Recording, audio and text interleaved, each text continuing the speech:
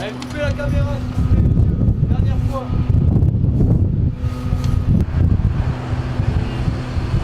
Néanmoins, une poussée nette, significative, une augmentation des arrivées d'étrangers en situation irrégulière. C'est un dispositif qui est très complet.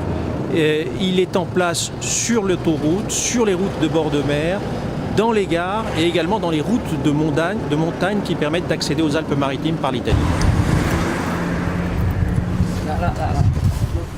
Et comme tout étranger en situation irrégulière, elles ont vocation à quitter le territoire français et nous engageons des procédures d'éloignement. Et pour vous donner un exemple, depuis le début du mois de mars, en quelques jours, ce sont plus de 100 étrangers en situation irrégulière qui ont été reconduits hors de France et plus de 250 au mois de février. Il y a un dispositif de contrôle renforcé qui n'est pas un dispositif de contrôle systématique puisqu'on n'est pas dans une logique de rétablissement des contrôles aux frontières, mais qui vise à déceler des flux d'arrivée d'immigrés, d'étrangers en situation irrégulière et surtout de déceler d'éventuels passeurs.